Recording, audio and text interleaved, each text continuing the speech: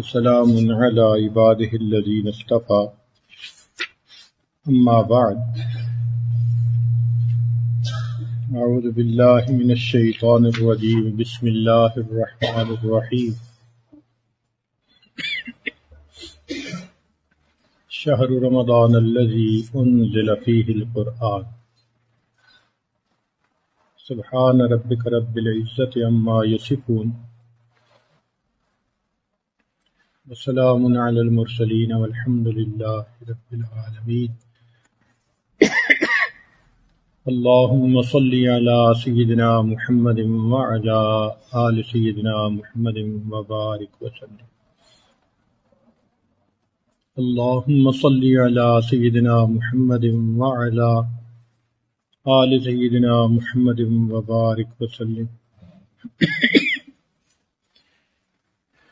اللهم صل على سيدنا محمد وعلى آل سیدنا محمد وبارک وسلم۔ رمضان المبارک کا مہینہ اللہ رب العزت کی رحمتوں کا خزینہ ہے۔ کچھ اوقات اللہ رب العزت نے پسند فرما لیے برکتوں اور رحمتوں کے لیے، جیسے دنوں میں اللہ نے جمعہ کے دن کو سردار بنا دیا، راتوں میں اللہ نے لیلۃ القدر کو سردار بنا دیا، اسی طرح مہینوں میں رمضان المبارک کو اللہ نے سید الشہور بنا دیا۔ یہ مہینوں کا سردار ہے، رحمتوں کا مہینہ، برکتوں کا مہینہ۔ نبی علیہ الصلوۃ والسلام نے صحابہ رضوان کو جمع کر کے فرمایا کہ تمہارے اوپر ایک مہینہ آ رہا ہے، شہر عظیم مبارک۔ گویا اس مہینے کو نبی علیہ السلام نے عظیم مہینہ کہا۔ جب بڑے کسی چیز کو بڑا کہیں تو واقعی وہ بہت بڑی ہوتی ہے۔ اللہ کے حبیب صلی اللہ علیہ وسلم فرما رہے ہیں کہ بڑا مہینہ، اس مہینے کا انتظار اللہ کے حبیب صلی اللہ علیہ وسلم خود فرمایا کرتے تھے، دعا مانگتے تھے، اللہم بارک لنا فی رجب و شعبان و بلغنا رمضان۔ یہ دعا اس بات کی دلیل ہے کہ نبی علیہ السلام امت کو بتانا چاہتے تھے کہ یہ اتنا بابرکت مہینہ ہے، مجھے اس کی آمد کا انتظار ہے۔ اس کا نام شہر المواسات، غمخاری کا مہینہ، شہر الصبر، صبر کا مہینہ، شہر المغفرہ، مغفرت کا مہینہ، شہر الغفران، شہر القرآن، یہ اس کے مختلف نام ہیں۔ عربوں میں بڑی چیز کے کئی نام ہوتے ہیں، اللہ رب العزت کے 100 نام، اس کے علاوہ بھی معلوم نہیں کتنے، جو وہی جانتا ہے۔ اسی طرح عربوں میں جو بھی اہم چیز ہوتی تھی کئی نام ہوتے تھے، جیسے قیامت کے قرآن مجید میں کتنے نام آئے ہیں، تو رمضان المبارک کے بھی کئی نام۔ یہ اس کی عظمت کی دلیل ہے۔ یہ برکتوں کا مہینہ اور رحمتوں کا مہینہ ہے۔ ہر چیز کو بنانے کا ایک مقصد ہوتا ہے۔ اس مہینے کو بنانے کا مقصد یہی تھا کہ اللہ رب العزت چاہتے ہیں کہ میرے حبیب صلی اللہ علیہ وسلم کی امت کے گنہگاروں کے گناہ معاف ہو سکے۔ آج آپ کے سامنے کوئی نام لے کہ جی باربیکیو ہے، تو باربیکیو کے لفظ سے آپ سمجھ جائیں گے کہ آگ جلے گی اور گوشت کو بھونا جائے گا، گوشت کو جلایا جائے گا۔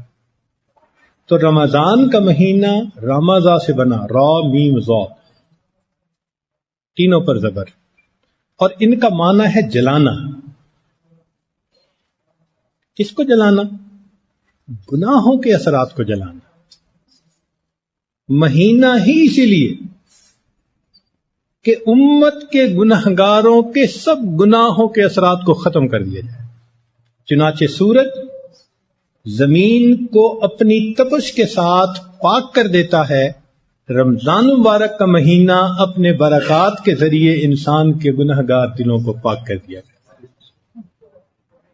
تو یہ مہینہ ہے ہی مغفرت کا مہینہ، اسی لیے اس کو کلام الہی کے ساتھ بہت مناسبت ہے. جتنی آسمانی کتابیں اتری رمضان مبارک میں، آدم علیہ السلام کو صحیفے ملے 3 رمضان کو، ابراہیم علیہ السلام کو صحیفے ملے 6 رمضان کو، زبور ملی 12 رمضان کو، انجیل اتری 18 رمضان کو، اور قرآن مجید اترا 27 رمضان. تو سارے صحائف اور آسمانی کتابیں اسی مہینے میں. معلوم ہوا کہ اس مہینے کو کلام الہی کے ساتھ خصوصی مناسبت ہے. اس لیے رمضان اور قرآن ان کا آپس میں بہت جوڑ ہے، مناسبت ہے. کیسے؟ قرآن بھی اپنے پڑھنے والے کی شفاعت کرے گا. جو بھی قرآن کا حافظ ہوگا، قرآن سے محبت کرنے والا، قرآن کا پڑھنے والا، قرآن قیامت کے دن اس کی شفاعت کرے گا. حدیث پاک سے ثابت ہے. اور روزہ بھی اسی طرح.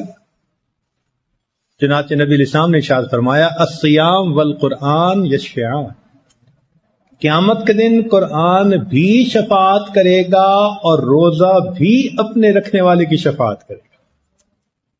قدر مشترک ہو گئی نا دونوں میں.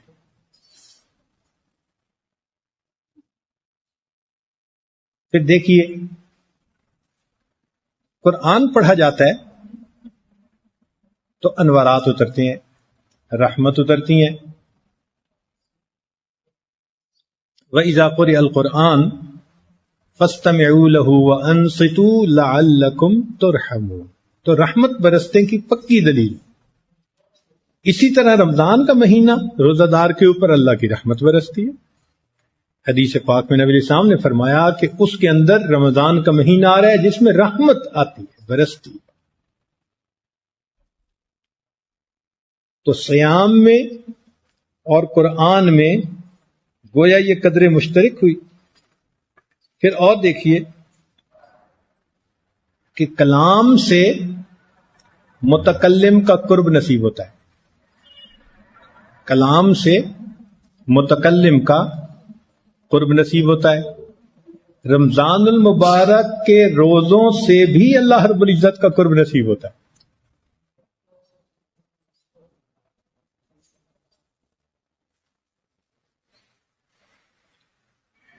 پھر تلاوت کے اندر تشبہ بالحق ہے. چونکہ اللہ کا کلام ہے تو اللہ رب العزت سے کلام صادر ہوا، اللہ کا کلام. تو متکلم کو کے ساتھ کلام کو ایک خصوصی تعلق، یہ شان ہے اللہ کی.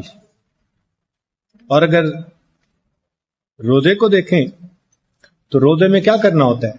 نہ کھانا نہ پینا. تو یہ شان سمدیت ہے، یہ روزہ دار کے اندر آ جاتی.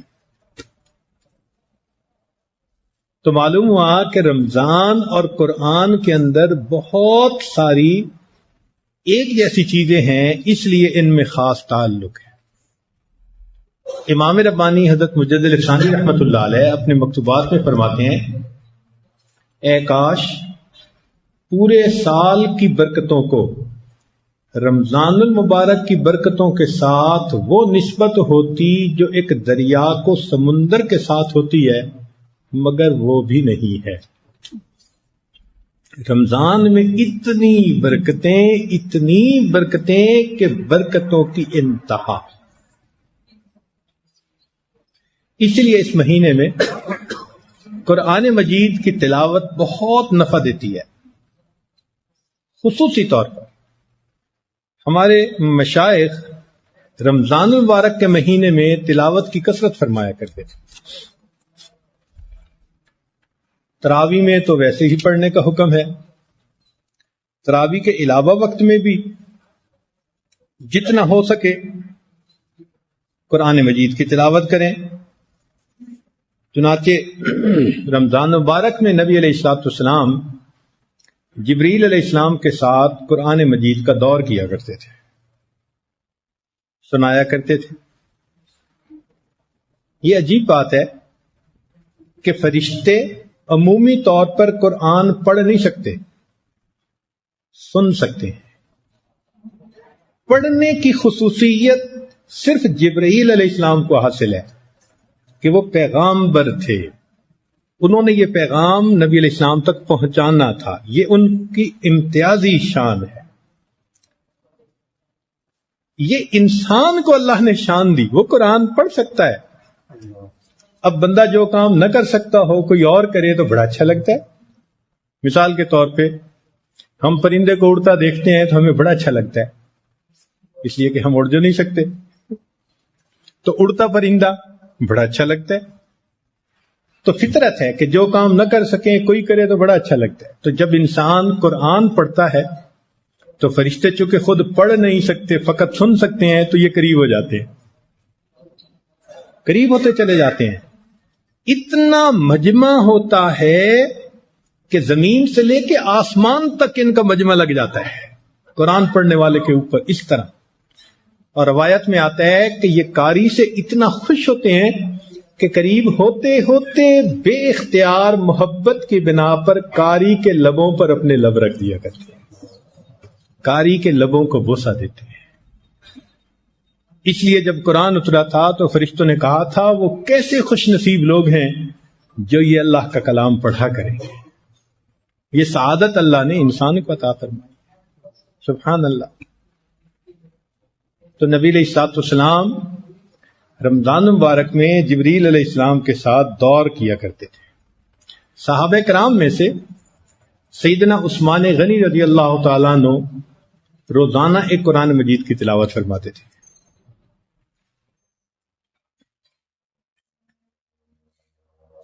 اور امام اعظم ابو حنیفہ رحمۃ اللہ علیہ وہ رمضان مبارک میں 63 مرتبہ قرآن پڑھتے تھے، ایک مرتبہ دن میں، ایک مرتبہ رات میں، 60 ہو گئے، اور 3 تراویح میں، تو 63 قرآن مجید۔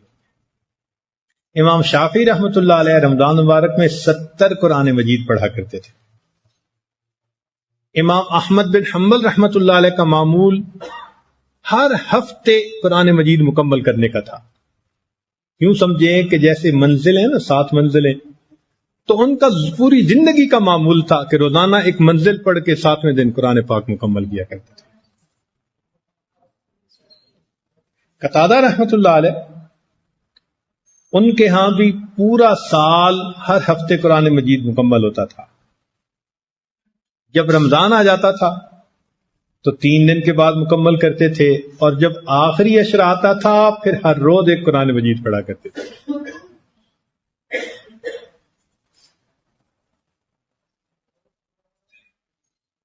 امام زہری رحمۃ اللہ علیہ فرمایا کرتے تھے کہ رمضان ہو تلاوت القرآن و اطعام الطعام، کہ رمضان کا مہینہ قرآن کی تلاوت کا اور لوگوں کو کھانا کھلانے کا مہینہ۔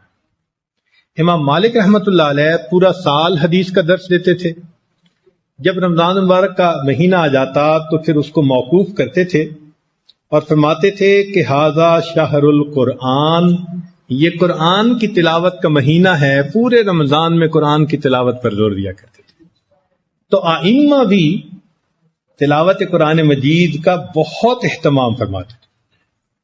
سیدہ عائشہ صدیقہ رضی اللہ تعالیٰ عنہ قرآن مجید کی حافظہ تھیں، وہ دن کے ابتدائی حصے میں قرآن مجید مکمل کر لیا کرتی تھی۔ ایک بزرگ تھے زبید رحمت اللہ علیہ، ان کے ہاں خانقاہ میں ہر آنے والا روزانہ ایک قرآن مجید کی تلاوت کیا کرتا تھا، معمول پورا سال یہی رہتا تھا ان کے ہاں۔ اللہ اکبر کبیرہ۔ شاید ہمیں یہ بات تھوڑا مشکل نظر آتی ہے، کیونکہ ہم نے ایسے لوگوں کو نہیں دیکھا یا دیکھا ہے تو کم دیکھا ہے، لیکن ایسے لوگ دنیا میں گزرے ہیں۔ اس عاجز کو اپنے بچپن میں 2 ایسے حضرات سے قرآن مجید پڑھنے کا اللہ نے موقع دیا جو عاشق قرآن تھے۔ ان میں سے ایک کا معمول پوری زندگی روزانہ ایک قرآن مجید پڑھنے کا تھا، پوری زندگی۔ ہم انہیں دیکھتے تھے، ان کے ہونٹ ہل رہے ہوتے تھے، نارمل ہوتا تھا، مطلب ایسا نہیں کہ بھئی ہٹو بچو خبردار بات مت کرو میں نے کرنا ہے، کچھ بھی نہیں ہوتا تھا، معمول کی زندگی۔ آنے والا بات کرتا تھا تو تلاوت موقوف کر کے جواب بھی دیتے تھے، جب وہ چلا جاتا تھا پھر اپنی تلاوت کرتے تھے۔ چنانچہ ایک دن ان کی بیٹی جس کی شادی ہوئی تھی، وہ شادی کے بعد پہلی مرتبہ گھر آئی تو دلہن کے کپڑوں میں تھی، اور عمر اس عاجز کی 5-6 سال یہی عمر ہوگی جس عمر میں پورے محلے کا ویزا بندے کے پاس ہوتا ہے، جس گھر میں جب چاہے داخل ہو جائے۔ تو ہم چھوٹے تھے، چھوٹا قاعدہ پڑھتے تھے شاید وہاں، تو وہیں گھر پہ تھے، تو بیٹی آئی، یہ ملے، پوچھا بیٹی کیسی ہو، خیریت سے ہو، طبیعت ٹھیک ہے، سب کچھ، اور 1 منٹ کے بعد اب وہ بھی بیٹھی ہے یہ بھی بیٹھے، انہوں نے پھر پڑھنا شروع کر دیا۔ وہ تھوڑی دیر کے بعد کہنے لگی ابو میں اتنی دور سے آپ کو ملنے آئی ہیں، میرے ساتھ باتیں کریں۔ بیٹی آپ نے جو پوچھا وہ میں نے بتا دیا، جو میں نے پوچھا آپ نے بتا دیا، اب اگر میں خاموش بیٹھوں گا تو پھر اللہ کا قرآن ہی پڑھوں گا نا۔ اس طرح ایک قرآن مجید روزانہ وہ پڑھا کرتے تھے بلا ناغہ۔ 60s کا دور عجیب تھا جس میں ہم نے بچپن میں ان حضرات کے ساتھ وقت گزارا۔ عشاق بہت ہوتے تھے قرآن مجید کے۔ چنانچہ ایک مرتبہ رمضان کی ایک رات تھی، ایک نوجوان حافظ وہ آ گئے اور کہنے لگے کہ بھئی میں 2 رکعت پڑھاؤں گا۔ محلے والوں نے کہا پڑھاؤ گے۔ اللہ کی شان کہ انہوں نے 2 رکعت میں 15 پارے پڑھ دیے، 2 رکعت کے اندر 15 پارے، کوئی غلطی بھی نہیں نکلی، اور ماشاءاللہ بڑی روانی سے پڑھے۔ تو پڑھنے کے بعد وہ کہنے لگا بھئی کوئی اور ہے پڑھنے والا؟ اتنا انہوں نے پوچھا مقتدیوں سے، مقصد ان کا ہوگا کوئی اور حافظ ہو تو بھئی باقی تراویح وہ پڑھا دے۔ تو 2 رکعت پڑھانے کے بعد کہنے لگے بھئی کوئی اور ہے پڑھنے والا؟ تو یہ ہمارے استاد صاحب پیچھے کھڑے تھے، کہنے لگے ہاں میں پڑھاتا۔ یہ کھڑے ہو گئے، انہوں نے 2 رکعت شروع کی، جو 15 پارے اس نے پڑھے تھے وہ بھی پڑھے، اور جو 15 پارے باقی رہ گئے وہ بھی پڑھے، اور سلام پھیر کر کھڑے ہوئے اور کہنے لگے ایسے نہیں کہتے، کوئی اور بھی پڑھنے والا ہو سکتا ہے۔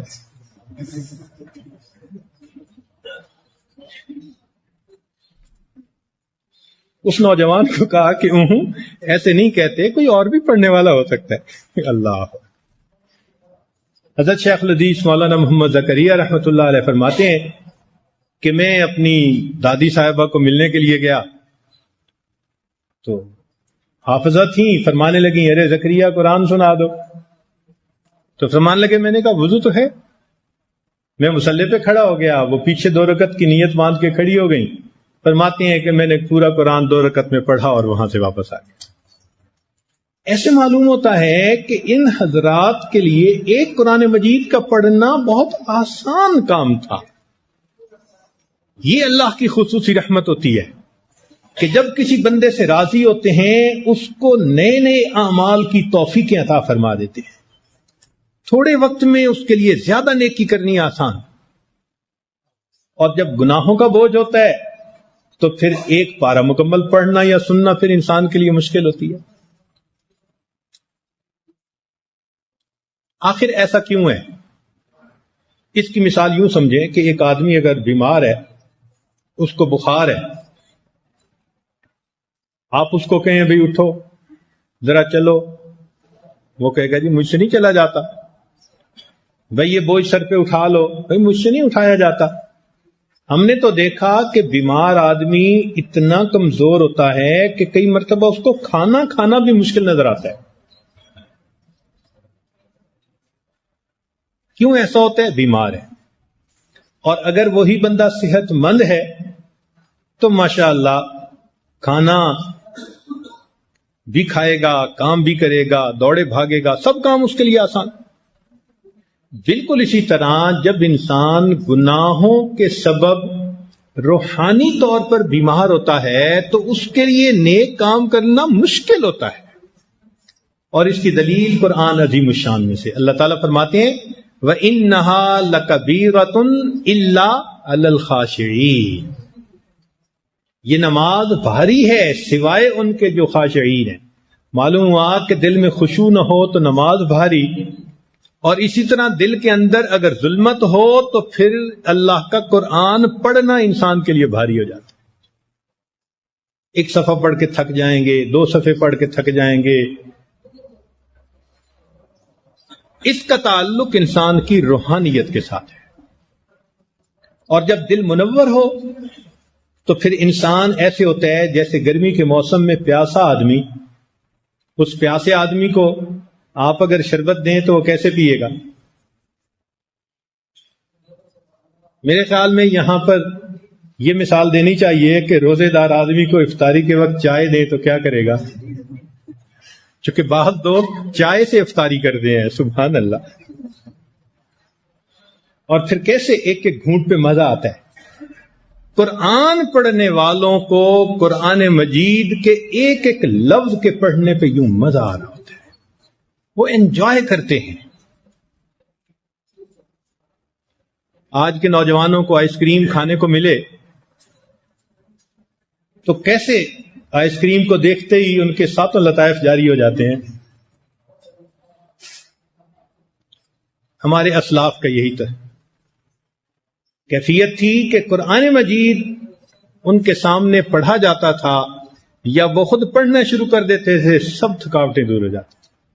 ہم نے اپنے حضرت مرشد عالم رحمت اللہ علیہ کو دیکھا، کئی مرتبہ سفر کی وجہ سے بڑھاپا بھی تھا، شوگر کی بیماری بھی تھی، اور سفر ہوتا، بہت طبیعت مزمحل ہوتی، تھکاوٹ ہوتی، ہم محسوس کر رہے ہوتے تھے کہ واقعی اب تو بہت ریسٹ کی ضرورت ہے، اور اگر ان کے سامنے کوئی قاری صاحب قرآن پاک پڑھنا شروع کر دیتے، ایسی طبیعت فریش ہو جاتی تھی جیسے تھکاوٹ شاید کبھی تھی ہی نہیں، تھکاوٹ اتر جاتی۔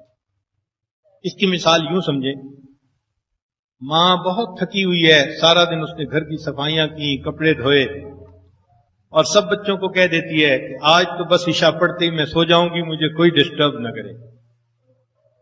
اب جیسے ہی عشاء پڑھی تو اس کا پردیس میں جو گیا ہوا بیٹا تھا نوکری کے لیے، وہ اچانک واپس آ گیا، تو اس کی آواز سنتے ہی وہ فوراً بچے سے ملے گی، پاس بٹھائے گی، کھانا کھلائے گی، باتیں کرے گی، نیند کا نام و نشان نہیں۔ امی آپ تو کہہ رہی تھی مجھے بہت نیند ہے، کہے گی کہ بیٹی تیرے بھائی کے آنے سے میری نیند ہی ختم ہوگی، میں تو بالکل فریش ہوں۔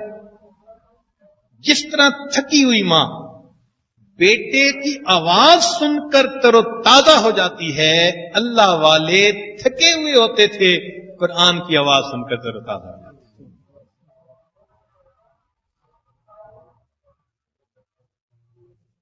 تو قرآن مجید کی تلاوت کی کثرت اس مہینے میں جتنی کریں اتنی کم ہے۔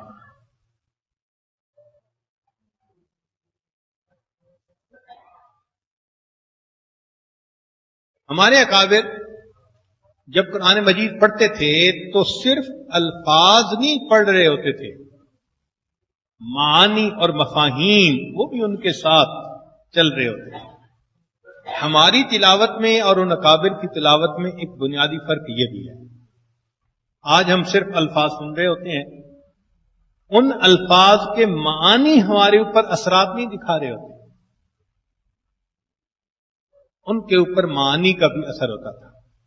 پڑھتے تھے، ان کی طبیعت ریسپانس دیا کرتی تھی۔ چنانچہ قرآن مجید سنتے ہی ان کی آنکھوں سے آنسو آنے شروع ہو جاتے تھے، حتیٰ کہ فضیل بن عیاض رحمۃ اللہ علیہ کے بیٹے، ان کا یہ حال تھا کہ سورۃ القارعہ ان کے سامنے جب بھی کوئی قاری پڑھتا تھا مکمل ہونے سے پہلے وہ بے ہوش ہو جاتے تھے۔ محمد بن فضیل دعا مانگتے تھے کہ اللہ مجھے اپنی زندگی میں اس پوری صورت کو سننے کی توفیق عطا فرما. یہ دعا مانگتے تھے. ایسی کیفیت ہوتی تھی. القاریہ لفظ بولا جاتا تھا اور ان کے حالت تبدیل ہو جاتی تھی, بے ہوش ہو جاتے تھے. صحابہ رضی اللہ تعالیٰ قرآن مجید پڑھتے تھے, آنکھوں سے آنسوؤں کی بارش ہوتی تھی. سیدنا عمر بن خطاب رضی اللہ تعالیٰ عنہ بہت کثرت سے روتے تھے. اتنا روتے تھے کہ رخساروں کے اوپر آنسوؤں کی وجہ سے 2 نشان بن گئے. آپ سوچئے کہ رخساروں پہ جو نشان بن گئے ہوں گے تو کتنے آنسو بہتے ہوں گے.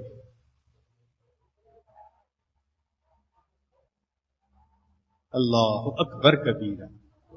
اور سیدنا ابوبکر صدیق رضی اللہ تعالیٰ عنہ وہ تو ویسے بھی بہت رقیق القلب تھے اور قرآن مجید پڑھتے ہوئے بہت روتے تھے, بہت روتے تھے. تو ہمارے اکابر روتے تھے, اسی لیے مفسرین نے لکھا ہے وَيُسْتَحَبُّ الْبُكَاءُ عِنْدَ تِلَاوَةِ الْقُرْآنِ وَهُوَ صِفَةُ الْعَارِفِينَ وَشِعَارُ عِبَادِ اللَّهِ الصَّالِحِينَ. یہ عارفین کا شعار ہے, صالحین کی نشانی ہے کہ قرآن مجید پڑھتے ہوئے ان کی آنکھوں سے آنسو آئے. علامہ قرطبی رحمۃ اللہ علیہ فرماتے ہیں کہ مدح اللہ البکائین فی کتابہ, کلام سن کر رونے والے ان کی اللہ نے قرآن مجید کے اندر تعریف فرمائی ہے.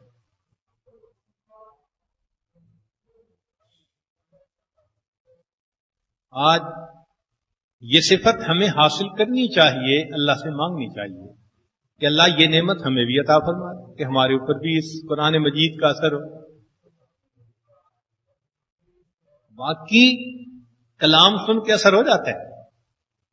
چنانچہ ہم نے دیکھا کئی لوگوں کو اشعار پڑھے جائیں تو فوراً رونا شروع کر دیتے ہیں, چاہے نعتیہ ہوں یا چاہے قوالی کے ہوں یا دوسرے شعراء کے ہوں. قرآن پڑھ کے رونا نہیں آتا, یہ ایک عجیب بات ہے. تو ہمارے مشائخ نے اس کا جواب دیا کہ جب تک مخلوق دل میں گھسی ہوتی ہے, ماں سوا میں انسان پھنسا ہوتا ہے, تو پھر مخلوق کی باتیں دل پر اثر زیادہ کرتی ہیں. جب ماں سوا سے دل خالی ہو جاتا ہے پھر اللہ کا قرآن دل پر بہت اثر کرتا ہے.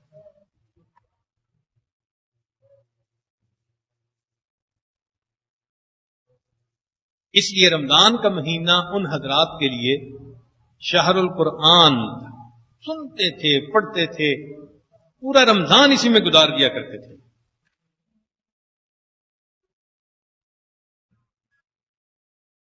اس لیے قرآن مجید میں علماء کے بارے میں فرمایا ہے کہ جب وہ قرآن مجید سنتے ہیں, سجدے کی آیت ہے, مفہوم اس کا یہی ہے کہ وہ روتے سجدے میں گر جاتے ہیں. اب ورثۃ الانبیاء میں داخل ہونے کی تمنا تو ہے ہمارے دلوں میں. کبھی ہمارے اوپر بھی کوئی ایسا لمحہ آیا کہ ہم نے یہ آیت سنی ہو اور روتے ہوئے ہم بھی سجدے میں گئے؟ سجدہ تو سب کرتے ہیں, اس لیے کہ آیت سجدہ جو ہے, تو عمر گزر گئی آیت کو سن کر سجدہ کرتے ہوئے, مگر روتے ہوئے سجدہ کرنے کی توفیق تو نہ ملی.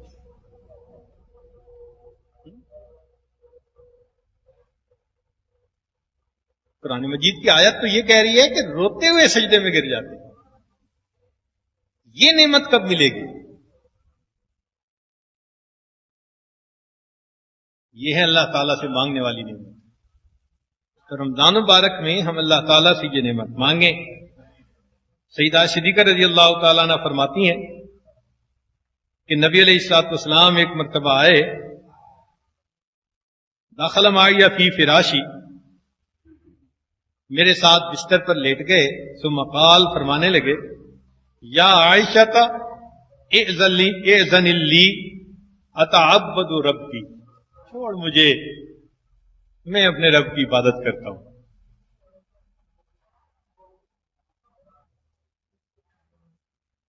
چنانچہ نبی علیہ الصلوۃ والسلام مصلی پر کھڑے ہو گئے اور آپ نے قرآن مجید کی تلاوت شروع کروا دی. ام المومنین فرماتی ہیں قالت فبکا، نبی علیہ السلام تلاوت کرتے ہوئے رونے لگے. حتی رأیت دموعہ قد بلغت الارض، حتیٰ کہ میں نے نبی علیہ السلام کے آنسوؤں کو زمین کے اوپر گرتے ہوئے پایا. آنسو زمین پر گر رہے تھے. اللہ اکبر.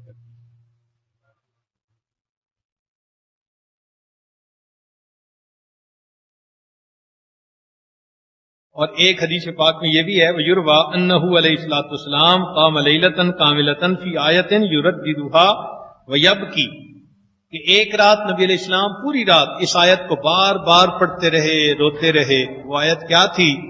ان تعذبہم فإنہم عبادک. اللہ اکبر کبیرہ.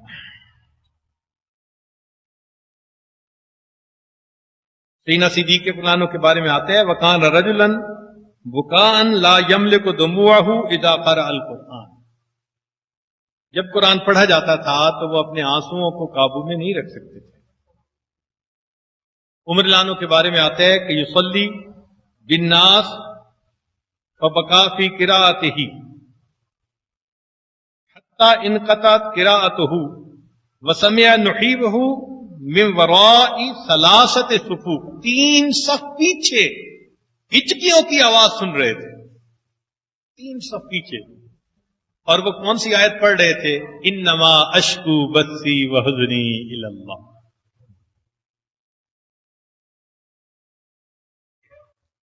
قرأ ابن عمر یوم یقوم الناس لرب العالمین. ابن عمر لانوں نے ایک مرتبہ تلاوت کی یوم یقوم الناس لرب العالمین بکا حتی خرہ، روئے حتیٰ کہ گر گئے. وامتنع عن قراءت ما بعدہ، پھر اس کے بعد تلاوت نہیں کر سکتے.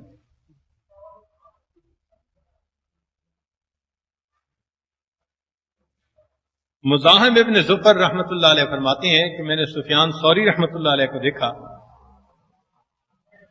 کہ مغرب کی نماز میں انہوں نے قرات شروع کی فقرأ حتی بلغ ایاک نعبد و ایاک نستعین. جب یہ الفاظ پڑھے بکا حتی انقطعت قراءتہ، اتنا روئے قرات ان کی وہیں ختم.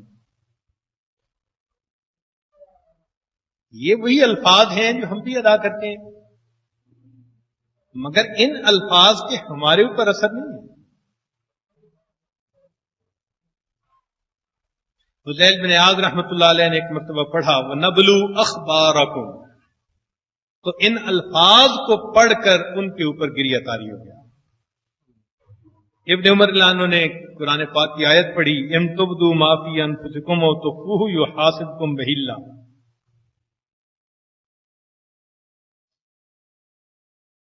تو ہمارے اکابر کی یہ خاص خوبی تھی کہ وہ ان قرآن مجید کی آیات کو پڑھ کر روتے تھے، اللہ کے سامنے گریہ زاری کرواتے تھے.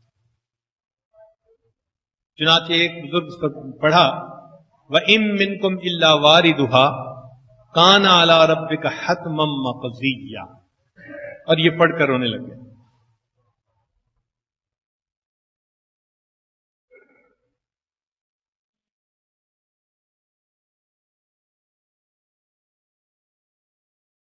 امام نووی رحمۃ اللہ علیہ فرماتے ہیں من لم یبک عند قراءۃ القرآن فلیبک علی فقدانہ للہدی، کہ جو بندہ قرآن مجید کی تلاوت کے وقت نہ روئے اسے اس نہ رونے کے اوپر رونا چاہیے.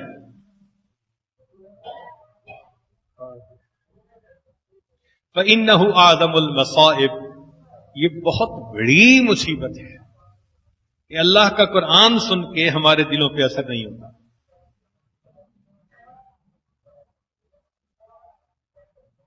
قاضی بصرہ تھے زرارہ بن اوفا، انہوں نے ایک مرتبہ امام کو پڑھتے ہوئے سنا فَإِذَا نُقِرَ فِي النَّاقُورِ، ان الفاظ کو سن کر تھر تھرائے اور وہیں گرے اور ان کی جان ہی نکلی.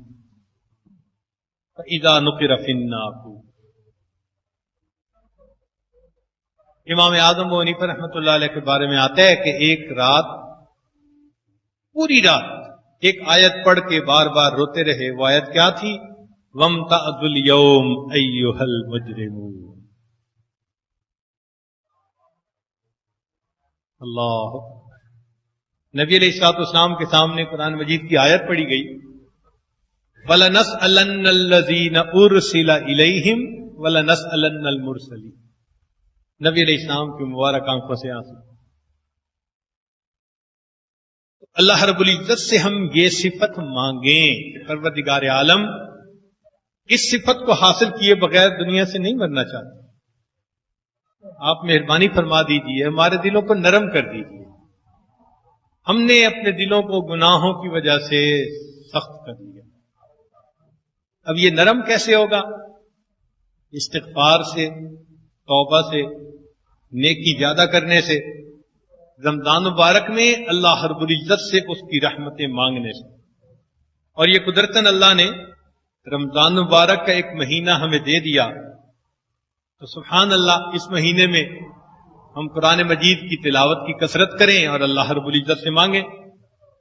عثمان ابن عفان لانو ایک عجیب بات فرماتے تھے، امید ہے آپ دل کے کانوں سے سنیں گے.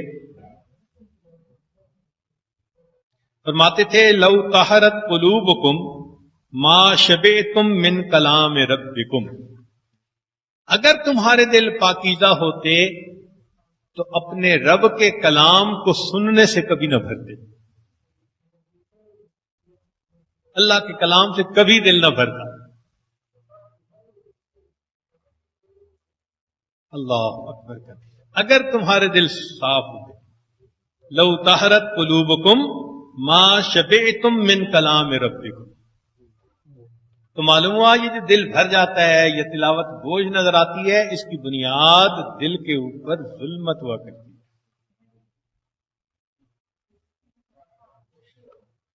چنانچہ فضائل قرآن میں ایک بڑی کتاب ہے، اس میں ایک نوجوان کا عجیب واقعہ لکھا ہے. شادی ہوئی تو میاں بیوی دونوں نے آپس میں مشورہ کیا کہ ہم 2 رکعت نفل صلاۃ الحاجت کے پہلے پڑھتے ہیں اور دعا مانگ کے پھر اپنی ازدواجی زندگی کی ابتدا کرتے ہیں. چنانچہ بیوی نے تو 2 رکعت بہت جلدی پڑھ لی، اور میاں جب پڑھنے لگے تو قرآن پاک کی تلاوت میں ایسے گم ہوئے کہ وہ پڑھتے ہی رہے حتیٰ کہ صبح کا وقت ہو گیا. جب سلام پھیرا تب انہیں محسوس ہوا اوہو بیوی تو انتظار میں. تو اس سے معذرت کی. اس نے بھی کہا کہ آپ نے ساری رات مجھے بٹھایا اور تھکا بھی دیا. تو کہنے لگے کہ میں نماز پڑھتا ہوں اور پھر دوبارہ گھر آئیں گے، بات چیت کریں گے. تو یہ نماز پڑھنے آ گئے. فجر کی نماز پڑھ کے دوستوں سے ملاقات ہوئی تو انہوں نے پوچھا سناؤ بھائی مہمان کو کیسے پایا؟ اب ان کی تو ملاقات ہی نہیں ہوئی تھی اور جھوٹ بولنے کا رواج نہیں تھا، جس کو بہانہ کہتے ہیں آج کے زمانے میں. صاف وہ لوگ تھے. تو انہوں نے بتا دیا کہ بھئی ابھی میری ملاقات نہیں ہوئی. تو وہ کہنے لگے تو کیسا نوجوان ہے بھائی کہ شب زفاف اور تیری بیوی سے ملاقات ہی نہیں. تو جب انہوں نے اس قسم کی بات کہی تو وہ کہنے لگے کہ اللہ کی قسم میں نے 2 رکعت کی نیت باندھی تھی، قرآن مجید کی تلاوت نے اپنے اندر اتنا مجھے ایبزارب کر لیا، یہ بات ذہن سے نکل گئی کہ بیوی انتظار میں بیٹھی. یہ بات ہی ذہن سے نکل گئی. اللہ اکبر کبیر. تو قرآن مجید پڑھنے کا اتنا لطف آتا تھا نا، اس لیے ہمارے اکابر رات کے اندھیرے کا اس طرح انتظار کرتے تھے جیسے نوجوان اپنے بیوی سے ملاقات کے لیے رات کا منتظر ہوا کرتا ہے. دلہا دلہن سے ملاقات کے لیے رات کا منتظر، وہ رات کا اس طرح انتظار کرتا. تو قرآن مجید کی تلاوت دل پہ اثر نہ کرے تو یہ دل کی غفلت کی علامت ہے، دل کی ظلمت کی علامت ہے. اب اس دل کو پاکیزہ بنانے کے لیے ہمیں محنت کرنی چاہیے، اللہ تعالیٰ سے دعائیں بھی کرنی چاہیے رونا دھونا بھی چاہیے. امام نووی رحمت اللہ علیہ فرماتے ہیں کہ ایسے بندے کو رونا چاہیے جس کو تلاوت قرآن کے وقت رونا نہیں آتا، اور اگر اس وقت بھی رونا نہ آئے فَإِنَّهُ مِنْ أَعْظَمِ الْمَصَائِبِ، تو بڑی مصیبت ہے.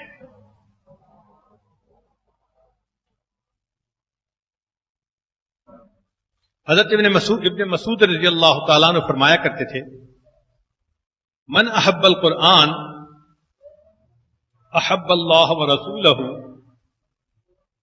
ومن احب شیئا اکثر من ذکرہ ولا شیء عند المحبین احلی من کلام محبوبہم وہو لذت قلوبہم وغایت مطلوبہم.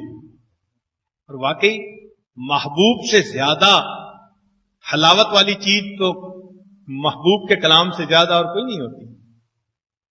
یہ قرآن مجید کا پڑھنا بھی اللہ رب العزت سے ہم کلامی ہے. آج لوگ گھنٹوں باتیں کرتے ہیں جہاں محبت کا تعلق ہوتا ہے اور جی پھر بھی نہیں بھرتا. اللہ والے بھی اسی طرح گھنٹوں قرآن مجید کی تلاوت کرتے ہیں، دل نہیں بھرتا، دل چاہتے ہیں اور پڑھ لیتے اور پڑھ لیتے. تو یہ ایک ٹارگٹ ہے جو ہم اپنے سامنے رکھیں اور اس رمضان المبارک میں اس کو اچیو کرنے کی کوشش کریں، حتیٰ کہ قرآن مجید کے پڑھنا یا سننا ہمارے نزدیک ایک بڑا محبوب عمل بن جائے.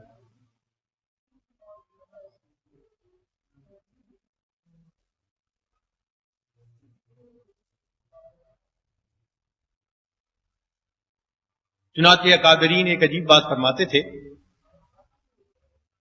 اذا اردت ان تعرف قدرک عند اللہ، اگر تو اللہ کے نزدیک اپنی قدر معلوم کرنا چاہے، فانظر الی قدر القرآن عندک، تو یہ دیکھو کہ تمہارے نزدیک قرآن کی کیا قدر ہے. اگر تمہیں سارا دن قرآن کھولنے کی توفیق نہیں تو پھر اللہ کی رحمت کی نظر بھی تمہاری طرف نہیں.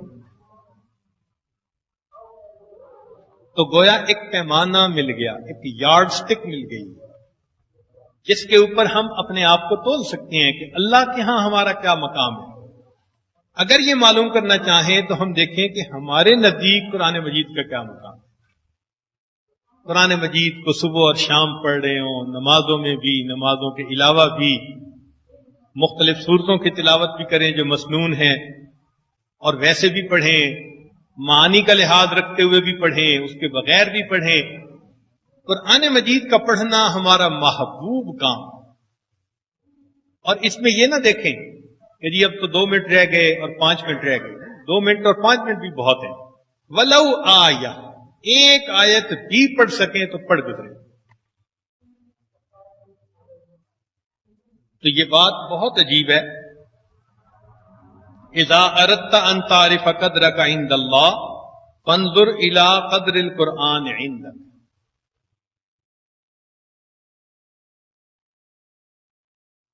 اللہ رب العزت نے ہمیں ایک مرتبہ پھر اپنی رحمت سے رمضان المبارک کا مہینہ بھی دے دیا اور پھر آخری عشرے کے دن اور رات بھی دے دیے.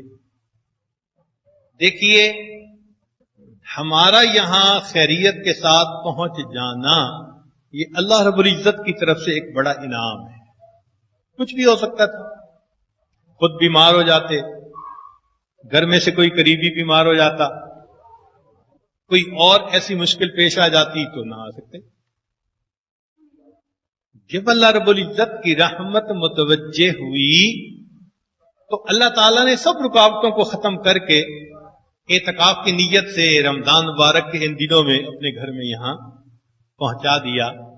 تو گویا اللہ رب العزت نے ہمیں ایک اور سنہری موقع دے، ایک گولڈن چانس اور دے دیا.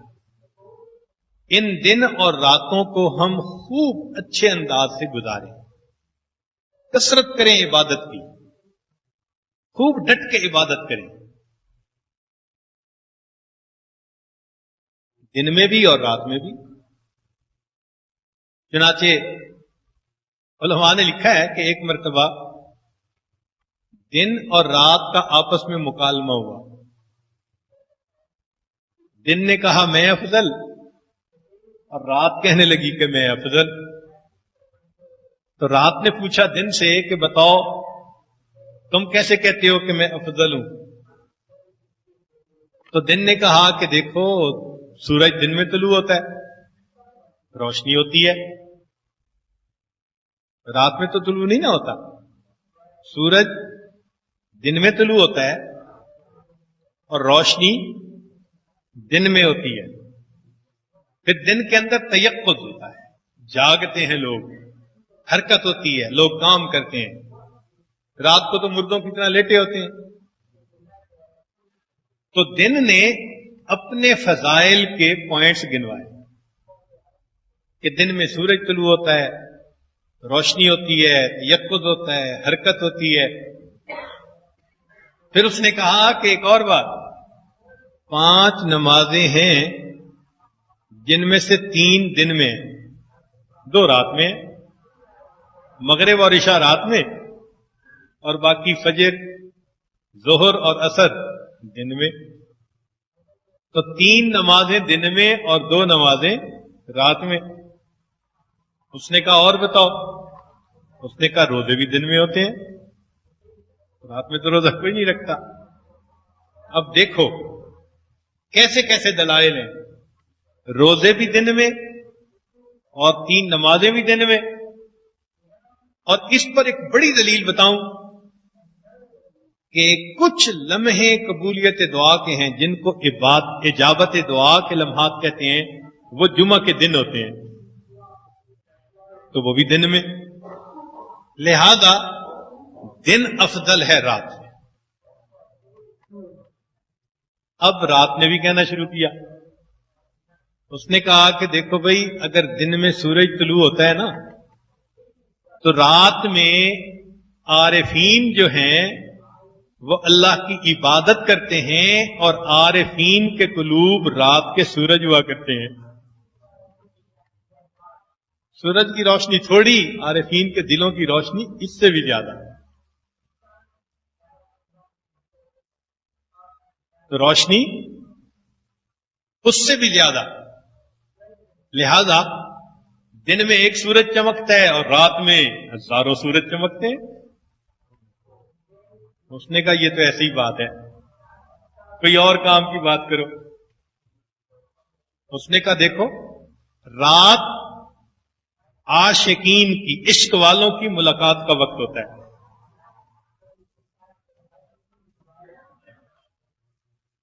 کیسے بھائی؟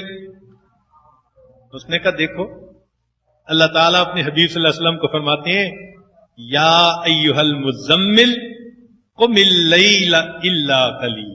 تو کب کھڑا ہونے کا حکم دیا؟ ومن اللیل فتہجد بہ نافلۃ لک. تو رات کے عبادت کا حکم فرمایا.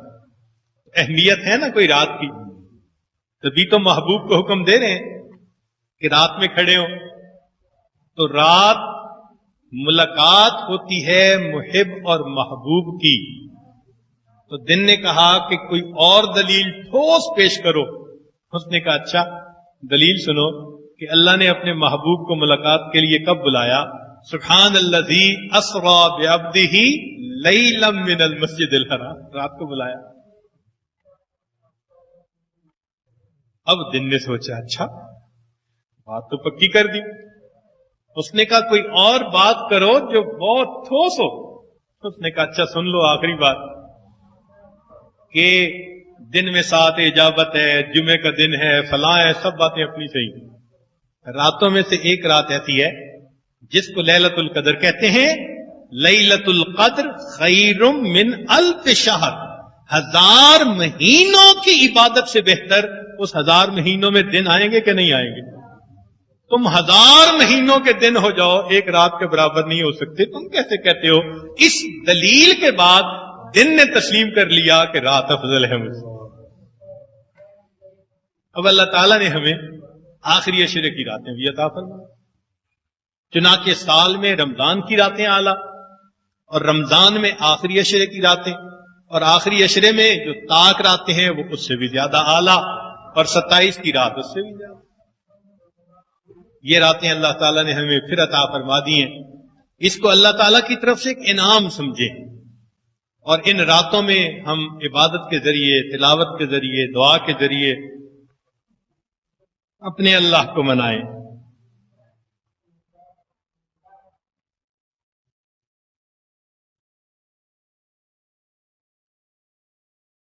اپنے اللہ کو منانے کی کوشش کریں۔ آج حالت تو یہ ہے کہ ہمارے ایک بزرگ فرماتے تھے کہ انسان جتنا تو افلاس سے ڈرتا ہے، اتنا اگر تو خدا سے ڈر جاتا تو تجھے اس کا وصل حاصل ہو جاتا۔ ہم تنگ دستی سے زیادہ ڈرتے ہیں۔ بکری ایک اشارے پر گھاس چرنا چھوڑ دیتی ہے، اور ہم اپنے مالک کے کہنے کے اوپر بھی گناہوں کا کرنا نہیں چھوڑتا۔ حالت تو یہی ہے نا کہ ڈاکٹر نے کہہ دیا نمک نہ کھاؤ، نقصان دہ ہے، تو نمک بند، شوگر ہو گئی تو چینی بند، ہارٹ پرابلم ہے تو چربی بند۔ یہ چیزیں ڈاکٹروں کے کہنے پہ بند کر دیتے ہیں۔ اللہ رب العزت نے جن گناہوں سے بچنے کا حکم دیا، ہم ان گناہوں سے نہیں بچ۔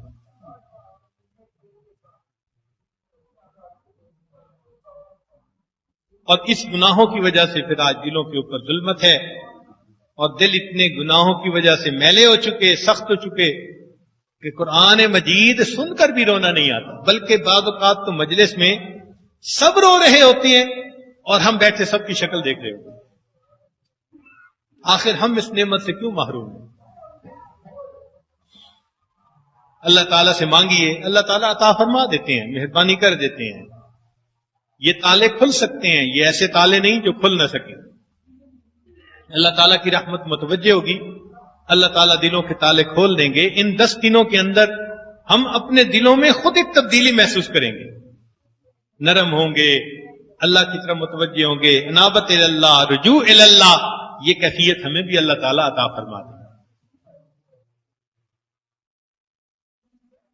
چونکہ معتکف حضرات اللہ تعالیٰ کا ارادہ خیر کا ہے، اس لیے انہوں نے یہاں آنے کی توفیق دی۔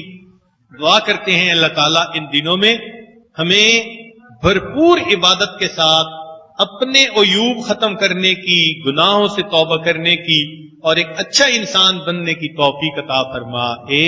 وآخر